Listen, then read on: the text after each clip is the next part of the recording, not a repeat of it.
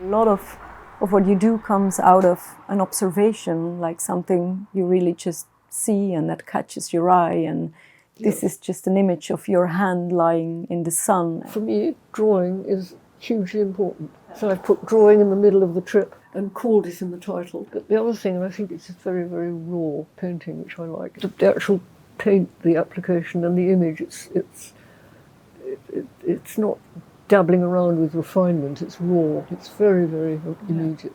That's why it's a really good self-portrait, because all these layers go into it. I think it's a good self-portrait. Yeah. In fact, it doesn't need any explanation, self-portrait. People assume it's going to be your face.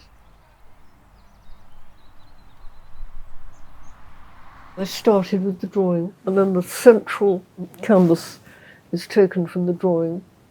Then I made an oil on paper image from the drawing, which I think you might show in the show. And then I made a painting from the oil on painting. I made that painting now from the oil on paper. That's why it's smaller and got nothing on the bottom. So it has really a lot of phases. And then that was painting, again, making a painting of, I've forgotten how the sequence goes, but of the hand, not from the oil on paper. So it has a processual sequence Absolutely. To it.